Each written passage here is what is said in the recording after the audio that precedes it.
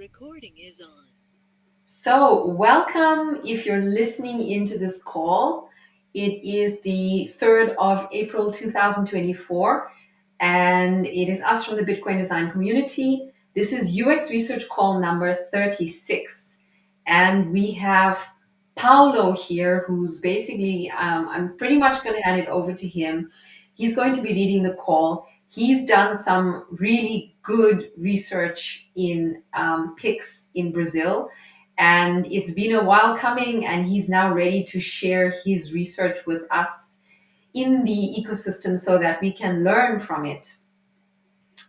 So feel free to ask him any questions as he's sharing, and yeah, let's just dive into it. Hi, everybody. Thank you very much for the opportunity of sharing the insights of my research project. Can you guys see my screen? I think so, right? All right. Great. I'm just so excited to be here because it's been, I think Paper Cycle wants to ask something. Do you have any questions? I think you raise your hand. No. Okay. All right. So let's get started. Yeah. The name of this research project is Pixing Brazil, a field community for the Bitcoin community. And the work has been, everything started around the question, how can it be that in a country as Brazil, country where it suffers with poverty, with social violence, with illiteracy, with poor infrastructure, things extraordinary can happen.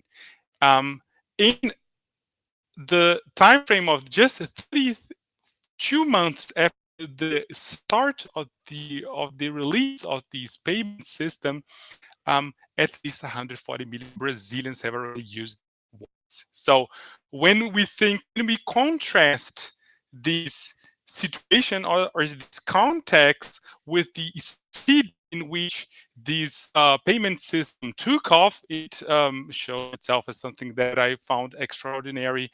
And as someone that has been very involved with the Bitcoin design community and as a user experience designer, I thought, okay, this is something that is totally worth taking a look at. And let's start with some definitions. PIGS, what PIGS? Mo, would you like to ask something? Yeah, I'm not sure if it's my internet, but it's a little bit glitchy every now and then for me. Is it like that for anyone else, or is it my internet? Okay, so Oh, it's a it is. little bit Okay, it's a choppy. little bit choppy. Okay, so I will try to speak a little bit slower, but and I hope everything will work fine. For now, I won't be able to change anything on. I wouldn't be able to don't have any sort of alternative internet connection. But yeah. So Pix, you can imagine Pix as a form of PayPal that has been created and developed by by the Brazil Central Bank, and this something that, as I just explained before, has took off in a very um, short amount of time, and it became something that is used by just so many people. And yeah, it's super cool to see how something like that can happen. The only country that is behind Brazil and that is better or faster in terms of adoption of a payment system is India. And yeah, spent a lot of time digging and talking to people in Brazil, trying to find out which kinds of lessons we would be able to learn in the Bitcoin community when we think about, when we reflect about the adoption of pigs. And I'm going to have to mute someone here real quick. I'm going to mute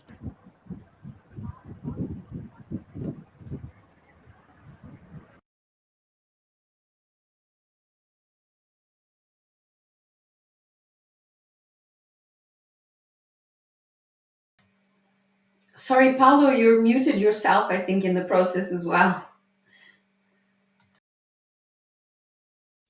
Can you hear me?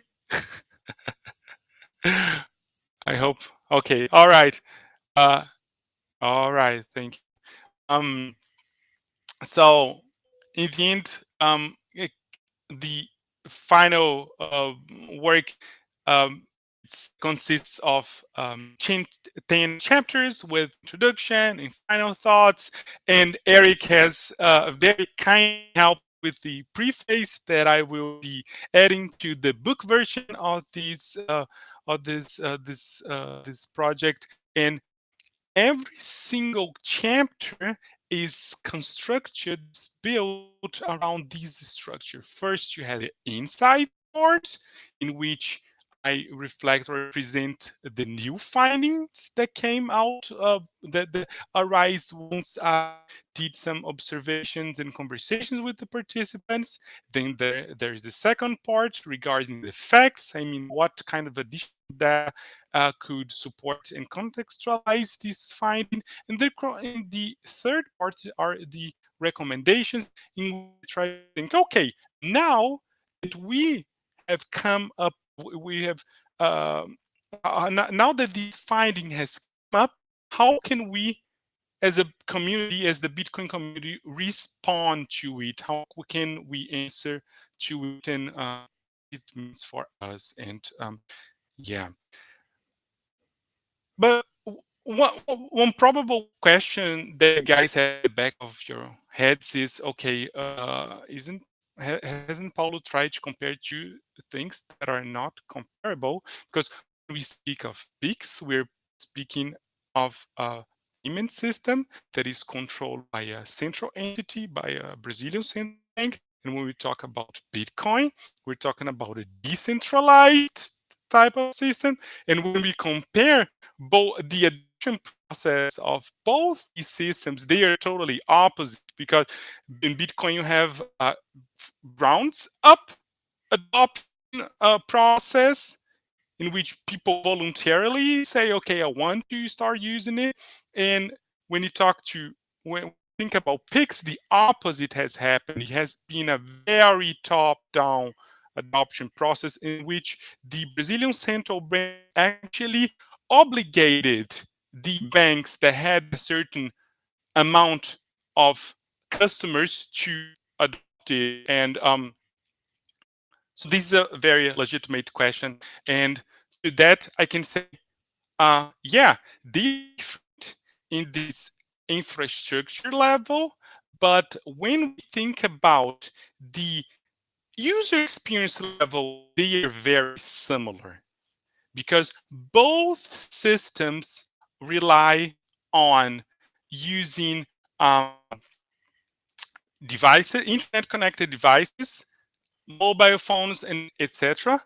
And they provide instant transactions that are irreversible. So when we take into consideration the two aspects, for me it became clear that they are indeed comparable.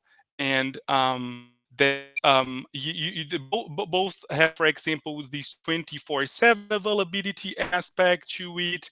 Both use QR code alias for payment initiation. So they have indeed a lot of things in common. So since the adoption of Bitcoin, especially when it comes to Lightning, is somehow limited, when we think that my idea is like, what we if what would happen if we would use another similar thing, or another similar system, as sort of a proxy for understanding what happens when a large number of people, when huge populations start using it on a day-to-day basis. So uh, this is basically the idea behind it, and it gave me the opportunity to learn about more um, payment systems and understand better Latin America, which is something that I think that is very important for the Bitcoin community in general. That is very focused on the North America and Europe. And um, when we stop a little bit to talk about the methodology that has been used, this is one of my favorite parts. The methodology that has been used, since we're on UX research call, is the field study method. This is the one that I use to engage directly with the individual in their respective environment. So this is not a lab study, this is not a desk study, this is something that all the questions and all the problems and all the insights, everything that came up, that arise from these that has been elaborated through these insights, has been sparked from the interaction with actual users in their daily lives, and everything is very rooted in their behaviors, mental models, expectation, and fears of real people. So the main advantage of it is, my opinion, the possibility of reduced bias. And I've tried the whole time to take myself out of the picture and to be as straight as I could be on regards to how I would interpret this information. And I'm super happy about it, mainly because some of the topics that arose, they were very unexpected. There were some things that I didn't expect at all, and I think that it goes to a certain point how it has been done in a way that is somehow neutral. But when be, when we quickly stop to talk about the timeline, in August and September 2022, I went to Brazil and interviewed around 25 people in Rio de Janeiro and Viçosa, a small city in Minas Gerais state, and I did some audio recording interviews. I used the system myself to pay in stores and from street vendors. I collected a lot of photos, videos. I some payments with family and friends, and most importantly, I was the whole time walking around with taking notes and trying to collect information that would be used in a posterior and in this next phase, which I call the data processing phase, which took this amount of time. I mean, almost 1.5 years.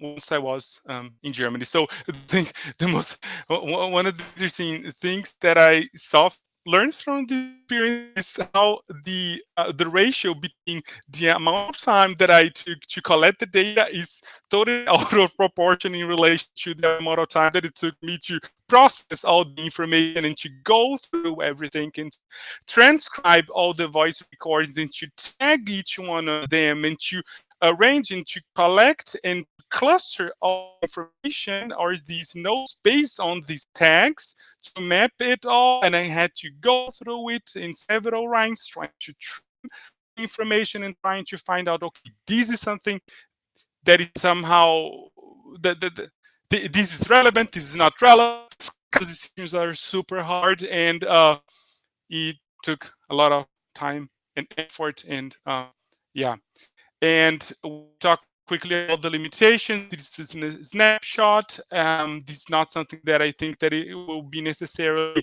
relevant in 10 years in the future.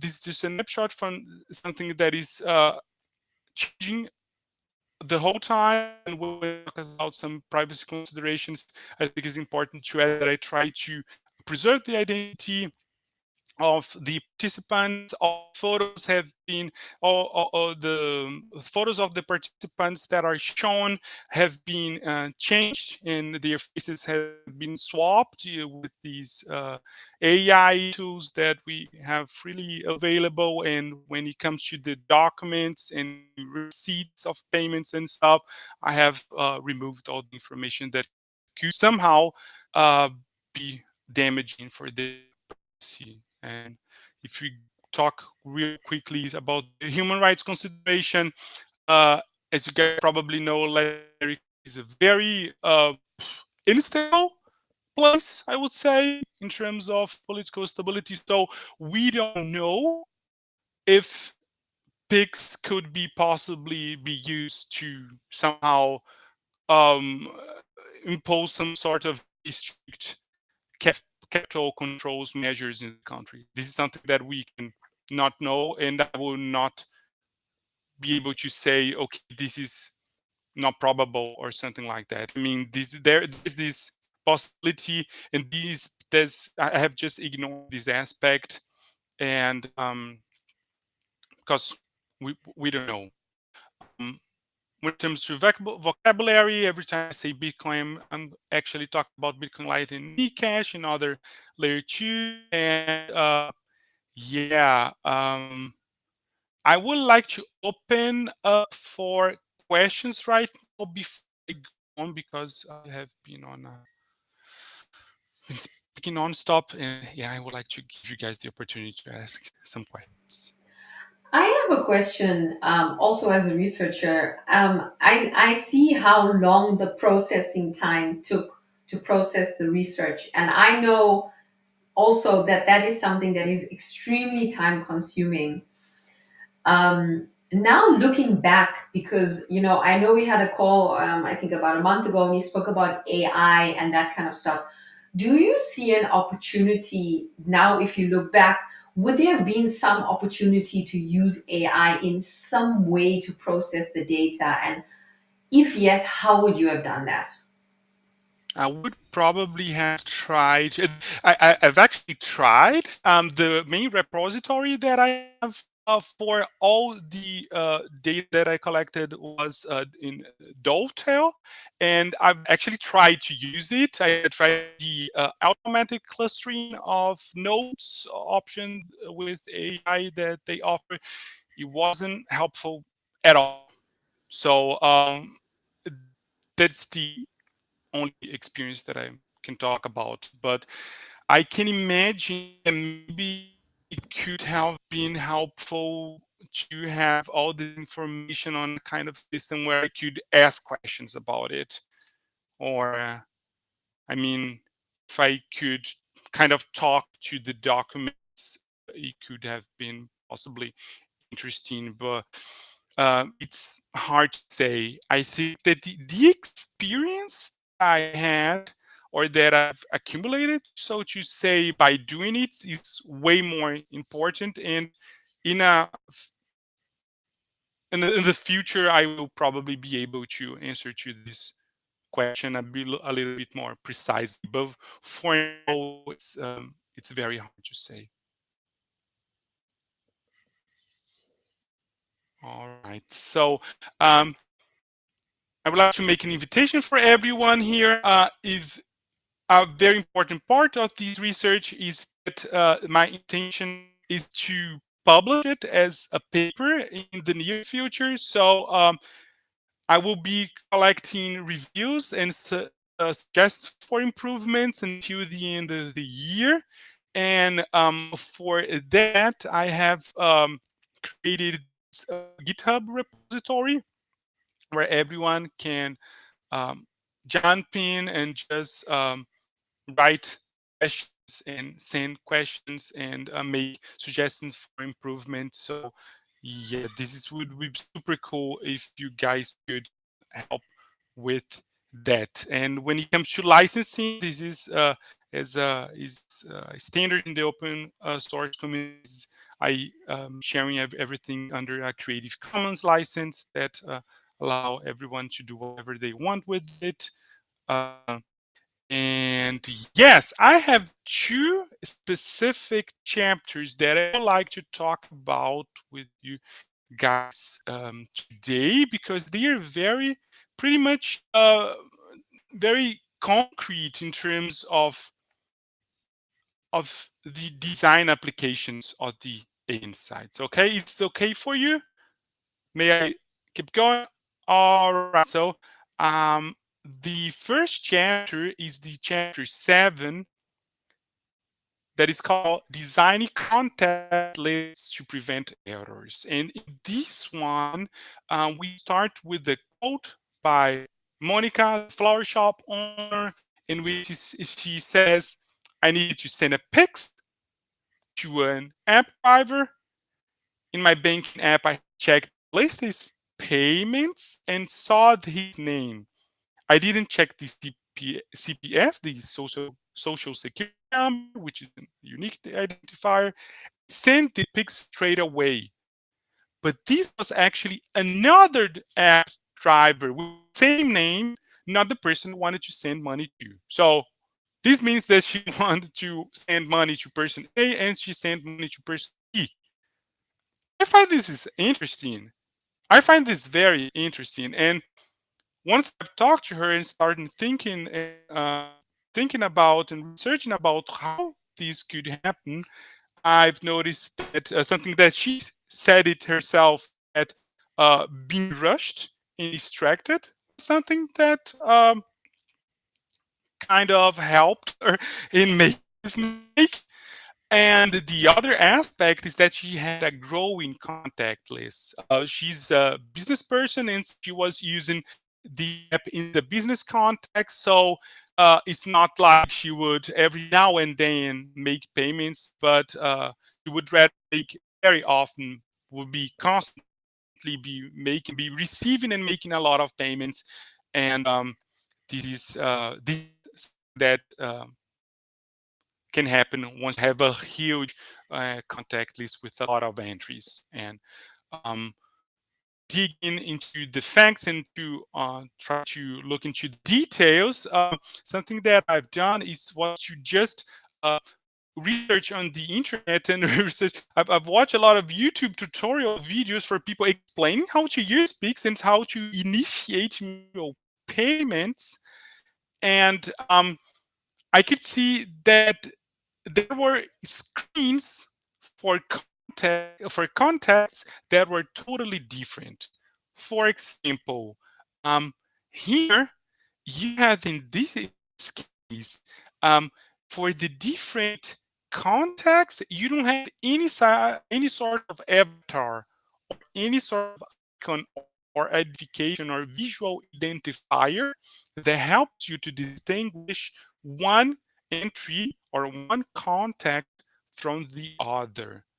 And if we another one from the bank, from the Banco do Brasil, we see that we have this option, this different design here.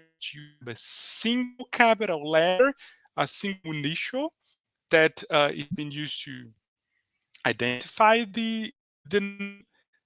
And we if we keep going, we will see that some other alternatives, some other companies or apps will display two different initials for kind of distinguishing these content. And we also had this one which we will see an avatar, a generic avatar that will be attached all the different all the different contexts. And some additional design patterns that I thought that were interesting were the possibility of creating a favorites list. That's also something helpful. And something else that I thought was interesting was the possibility of attributing of kind of a giving a nickname for certain contact. So here we get to the recommendation part. And the first idea that came to my mind was to, why cannot we use identicons for that? Identicons, for those who do not know, are images that are generated automatically in a very a distinct way, based on, oh, I just shouldn't have clicked on it. Okay. Which if I write there, what is the term that we use in cryptography the whole time? Deterministic. That was the term that I was searching for. They're deterministic. So every time you write here John Smith, you get the same image for this name. And if I add in one, or if in space, or if I add anything, or if I change it somehow, it's going to generate a totally different image. So this is something that could be very helpful in Lightning Wallet, because it could help. You would prevent us the would make it so that it would not be necessary for the user to enter or to use a picture or to make any action for it to be distinguishable amongst the other entities. I find it a very interesting solution because it's something that happens in the background. But in such a case, if this app that the Monica used to send the payment had something like this implemented, maybe there's this possibility that the person number one that you wanted to send the money to had a distinct, a different image or representation in comparison to person B. So this could have helped her to avoid making this mistake. So, uh, yeah. Another another idea is the possibility of assigning tags or emojis for the different contexts. Is also something that could make sense. If you have someone that, if you have a friend that is called Pedro and he's your coworker, you could attach or assign a tag with the laptop, for example. And if you have another friend that is a Pedro, the guy that you usually play tennis with, you could assign the emoji of a tennis racket, for example. And in this way, you could keep them separated and more distinguishable. And in this example, we have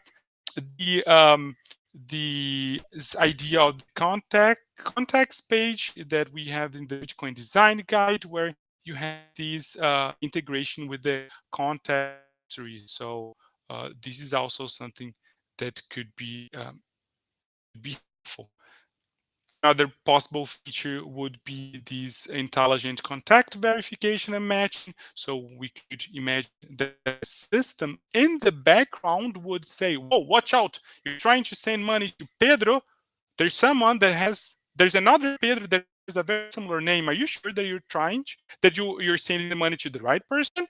So this could be um, this could be something interesting to happen on the background. And in the healthcare world, sometimes in the filings, in the medical filings, to avoid medical mix-ups, uh, people in the hospitals sometimes they attach these caution thing in which they say, "Hey, watch out! There's someone with there's another patient with a very similar name or with the same name, so watch out! Don't mix this things up." And yes, this would be what I would have to say about the chapter 7 about this aspect of designing contact lists to prevent errors. And I would like to, before moving further to the next chapter, I would like to know if anyone has any questions.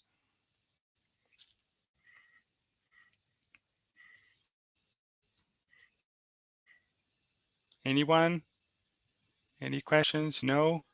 All right. So let's keep moving. Let's keep moving. Let's move to the next chapter, to chapter 8, in which we talk about designing payment receipts to prevent fraud. Oh my God, this is one of my favorite chapters. I talked to this guy, Rogério. He's a strawberry seller, and he said, "The problem with Pix is that sometimes scammers show a scheduled payment when purchasing products, and as soon as they leave, they cancel the payment." Do you get an idea what's going on here? Let's try to imagine the situation. Someone comes up to him and say, "How much is the this pack with the strawberries?" And he said, "Okay, it's £2." And he hands it out to the person. The person asks for his Pix information, and let's say he probably could have a QR code, or it would say his phone number, or he would probably have it written on a sort of paper or something that he would show to the person, to the buyer, and the buyer, instead of making an actual payment, the buyer will just make and schedule payments to another point in the future, and will show it, turn its smartphone and show it as if it were a already processed payment. Can you guys get it? Is it clear for you what is going on here, or is it confused? Can you understand it? Okay, so this is what's going on here. So this is the famous fake peas receipt scam, and that's the most common form of it. People show a payment that is scheduled and leave with the product, and once they cross the street, they just cancel. So Raz is asking a question: shouldn't the merchant wait for the confirmation? That's the most important question. Why? What is going on here? The scam relies on some social engineering. The Eric is also saying exactly. You're both totally right. There is social engineering happening here, and there is also this thing that this before I go a little further into your comments, there are kind of two modalities for this scam. The first one is the in-person, in which this is the one that is described by the Rogelio here, and the other one is the remote version, in which someone would call a certain store and say, "Hey, I would like to buy some clothes. I would send someone to go by to pick it up, and I'm going to send you over WhatsApp the receipt." And the buyer would send a fake receipt over WhatsApp to the seller, and that's kind of the typical remote variant. Uh, um, yeah.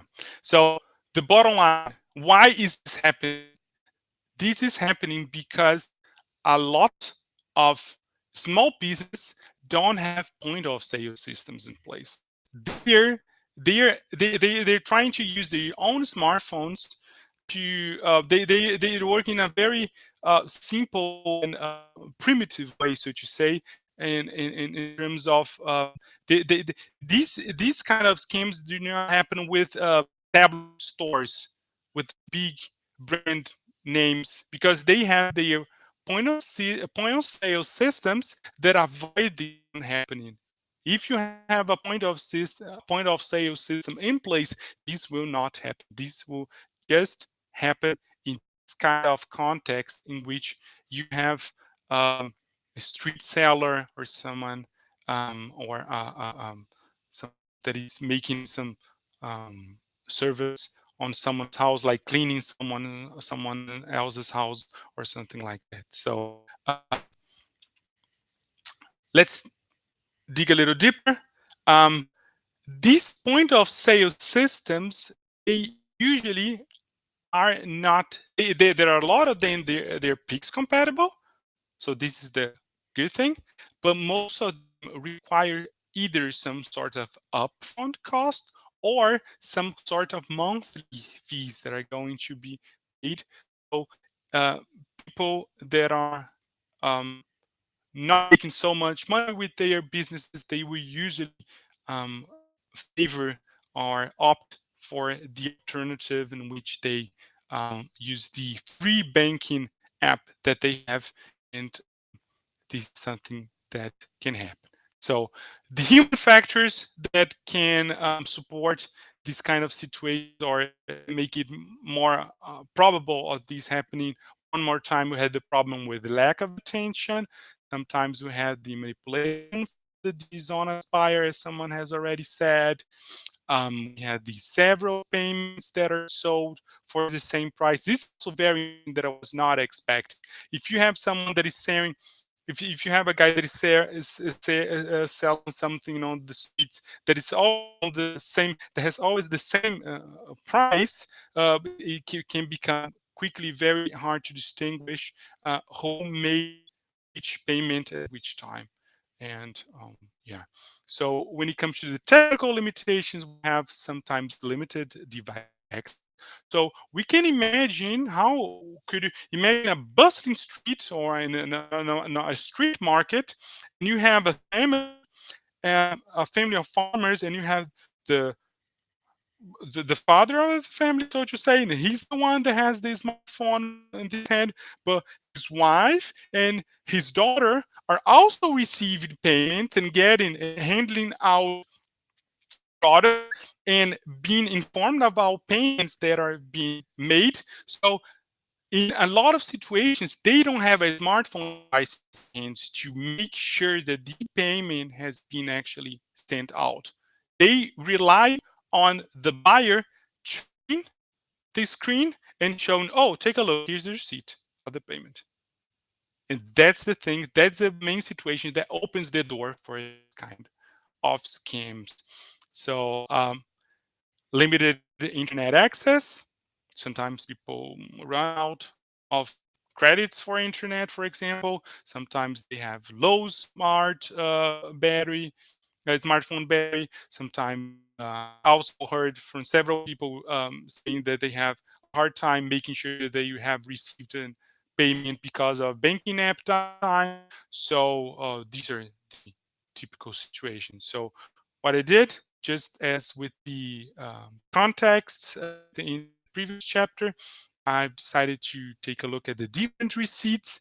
And if you see a receipt like this, you guys designers, you see, oh my goodness, this is not helpful. Showing a receipt like this to someone to prove that you have actually made a payment for product on a street with noise and a lot of people walking around and stuff, this is not helpful. This is not helpful at all. There are just there's no hierarchy between the information. You cannot scan it visually. You cannot distinguish. This is this is a mess. This is a mess, and especially for those of us that are dyslexic, as Ross said. Exactly, exactly. So here we have an example. This is a very interesting example that I found on a YouTube video, as someone described as they almost been the young girl, one woman described as she was almost victim of such a scam, and she even posted that he had this screen in which she showed on the left side the original receipt and on the right side the fake receipt. So here you can see how it can be easy to manipulate the file and to show something. Look, look, if you take a look at it, we can see that this upper part here, in this upper part here, it says all done. Schedule the schedulement of this payment has been done with success. And on the right one, this part has been removed. The scammer just removed this upper part where it says that this is actually a scheduled payment, and just pushed this part here to hide it. So um, on to make people, to make the people that are scanning it visually, they would not be able to distinguish. They would look at the right one and think, okay, this is for a completed or for a completely already processed receipt. Um, and yeah, so um, recommendations. What can we recommend when we spend some time seeing how this kind of scams are happening so very often? Take inspiration from physical bills. That is what I would say. The physical bills, they had this property of, you can take one and you can just look it against the light and you will be able to verify. There are some features, there are some properties in this banknote that are going to, in this bank bill, that are going to help you distinguish and make sure that this is proper, this is a legitimate, this is a valid bill. And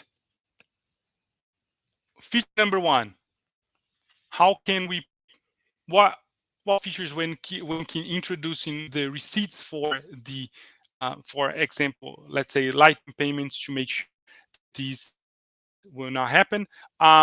We could introduce, or if um, I think it's important to go some steps, um, to go back a little bit to explain that this idea considers the kind of scenario in which this this very edge scenario in which the person that is receiving the money doesn't have a smartphone to make sure and to confirm if this payment has been confirmed, has been already processed or not.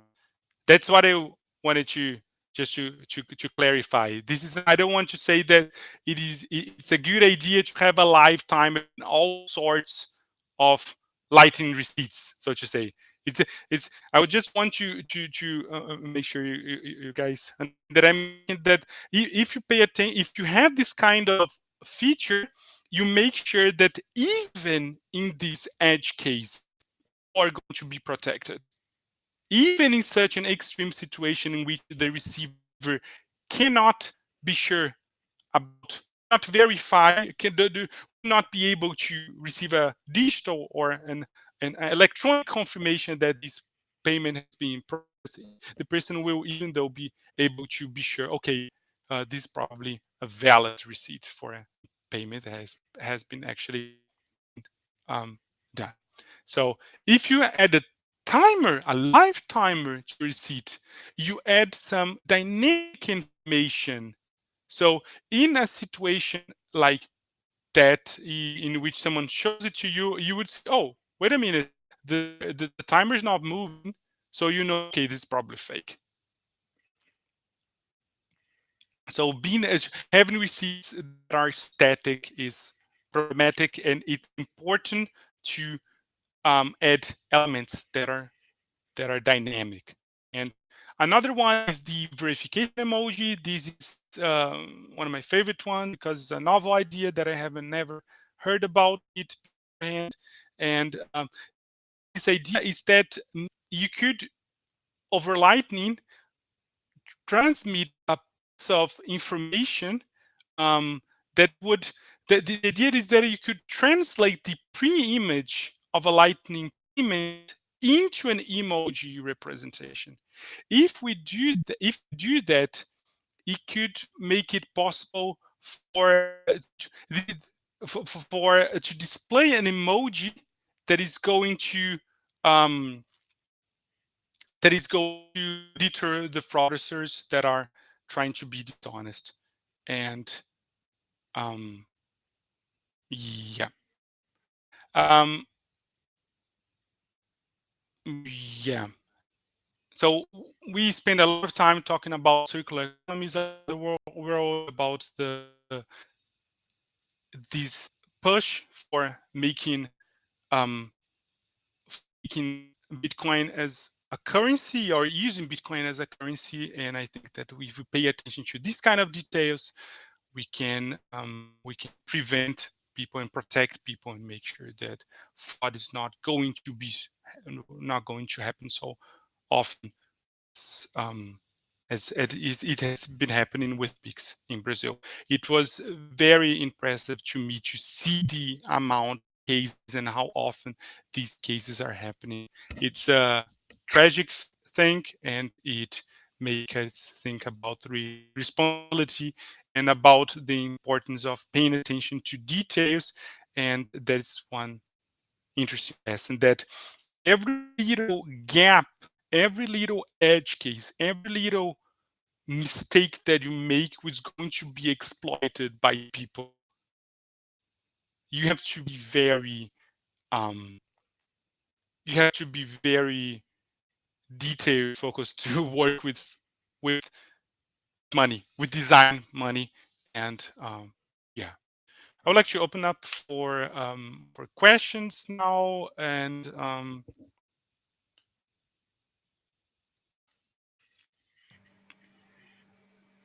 Paulo, I had a question with regards to adoption.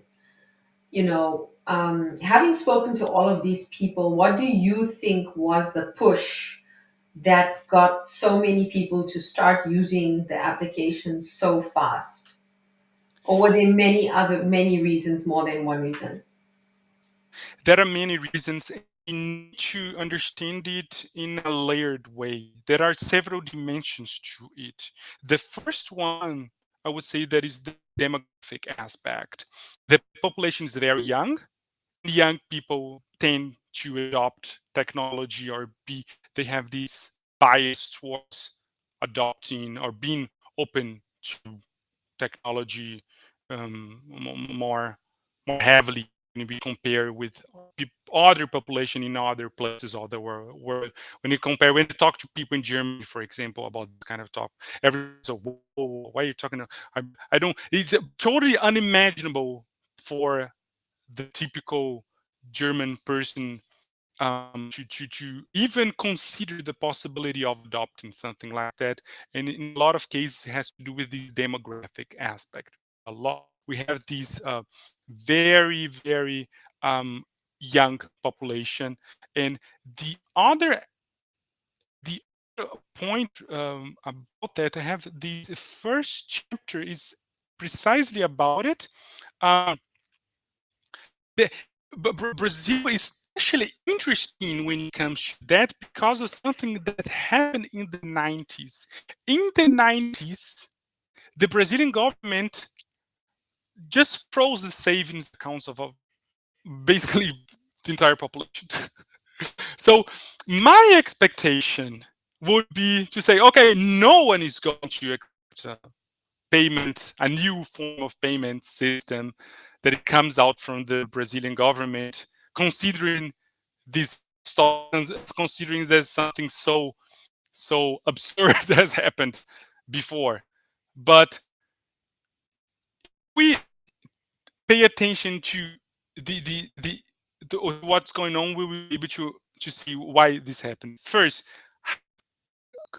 in addition to the population being very young, there is a very high mobile penetration in the, so basically everyone has a smartphone.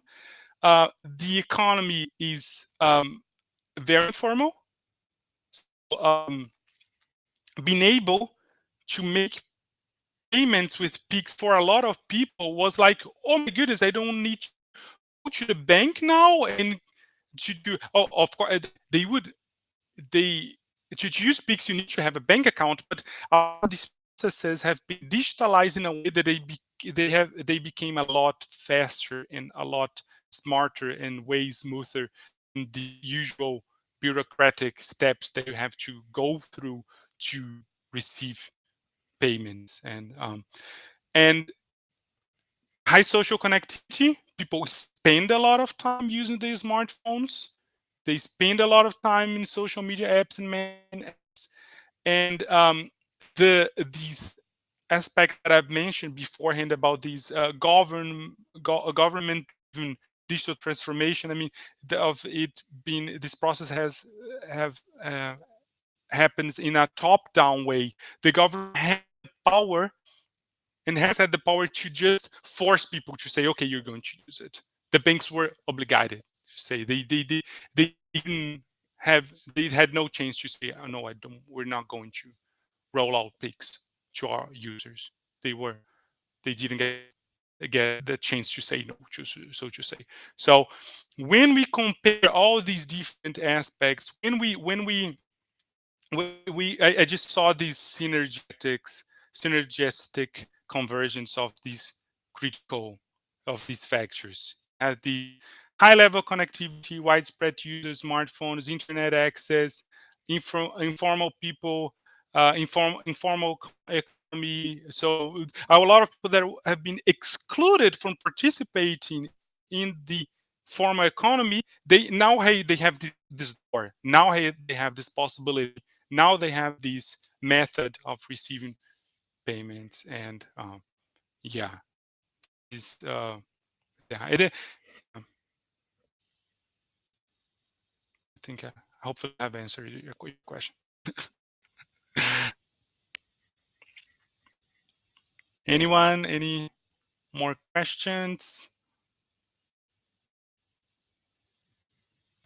No, no questions. Just a comment that I had read this earlier, and I really really enjoyed it. I thought it was one of the best pieces of kind of on the ground field research that I've ever read related to how people use digital payments. So not necessarily just Bitcoin, but how like what it means for people to use digital money and interact with it. And it was just a very refreshing perspective. From a lot of the stuff that I read is very Bitcoin centric.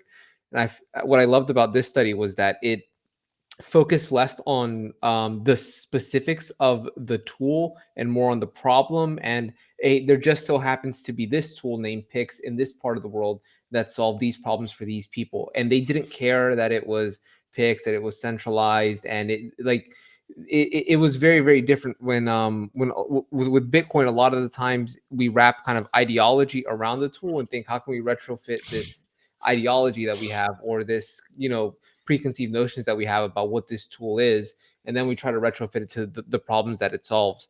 And with what this study helped like did for me was that it kind of challenged that notion and just forced me to look at these are the problems, and this is how a tool solved those problems. That's kind of in the same realm as Bitcoin.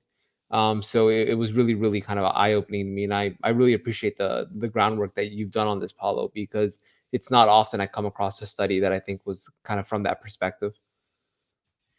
Thank you very much.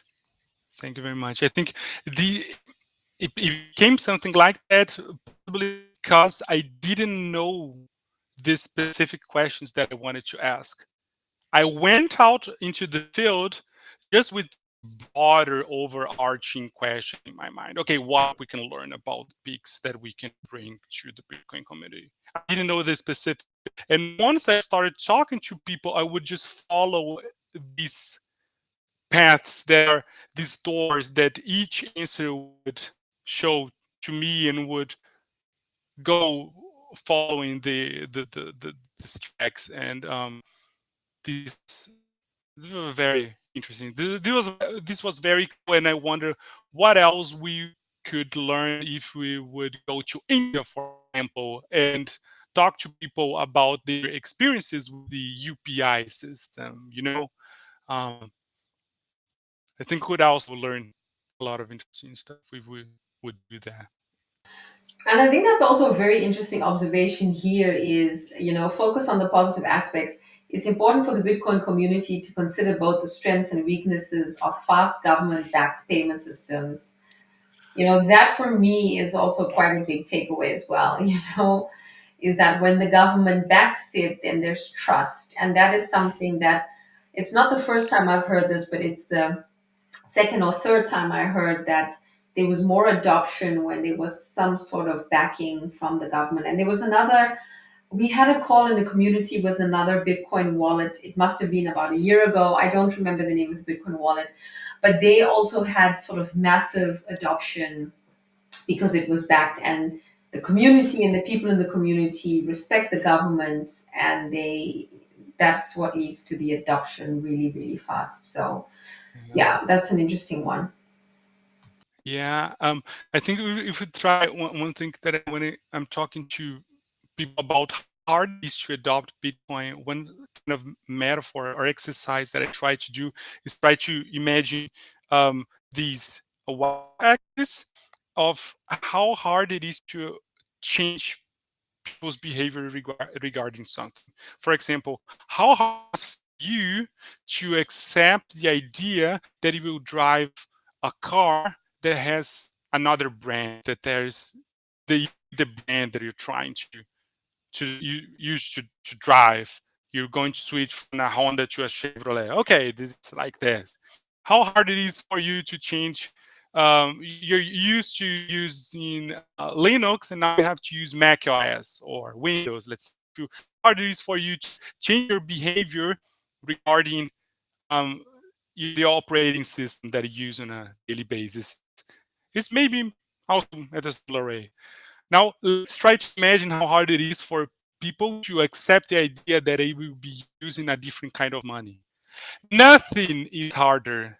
Nothing. Just completely blows the charge away. Nothing is harder because because the network, because money makes sense only if you have a network of people that accept it as money. That is the only way. So if we integrate Bitcoin with these different systems where people are already using on a day-to-day basis, then we have a chance. Then we have a chance to bridge these two worlds. But Bitcoin is so advanced, so far away from the reality of most people. It's just so it's something that is from the future. Bitcoin it belongs in the future. It's not from now.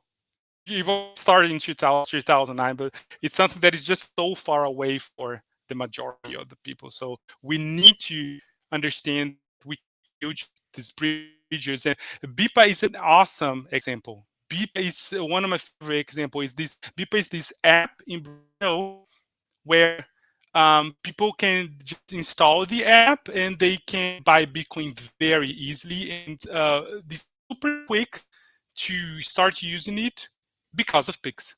Because of Pix is integrated in the back end, and um, yeah, that's it.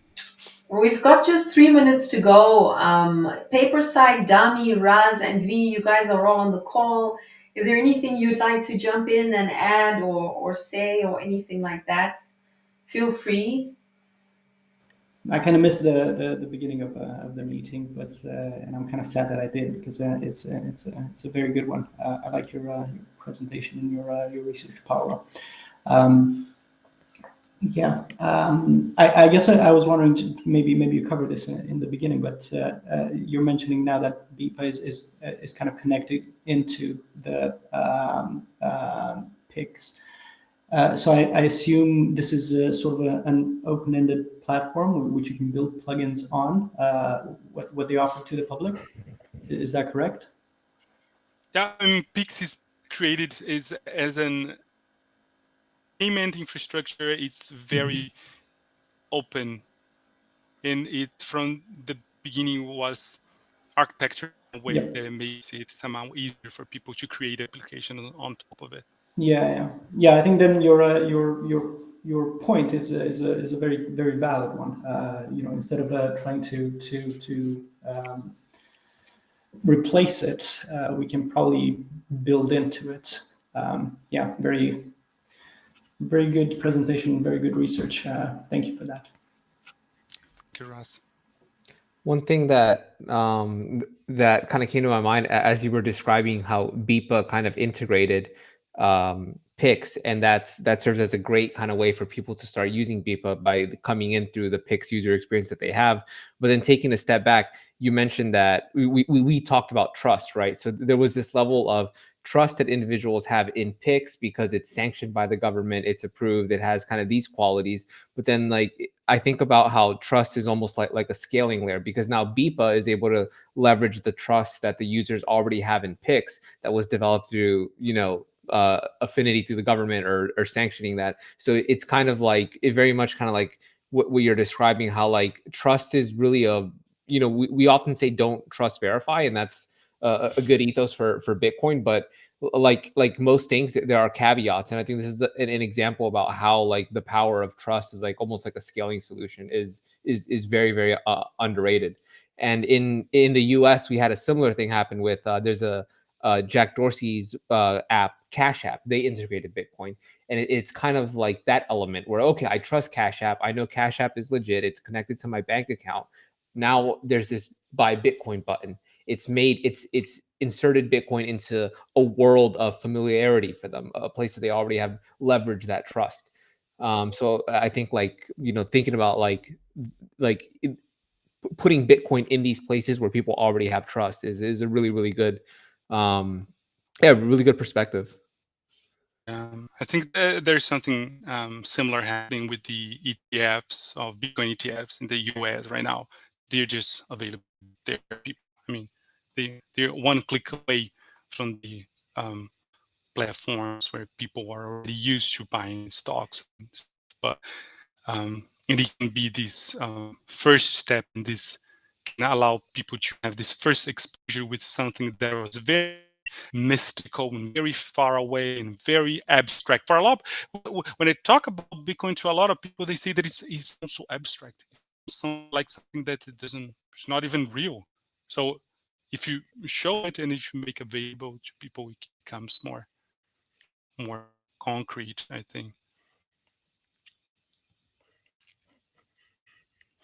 Persak said, I like to know if you started with a hypothesis that turned out to be completely contradicted by the actual findings. So I had no hypothesis. That was very important thing to me because I wanted to avoid bias. So I didn't have any concrete hypothesis for this study. I just wanted to I just had this overarching question. I wanted to know what can we learn? And with each interaction, with every, at each conversation, with each interaction or observation, doors would be open and I would go following them.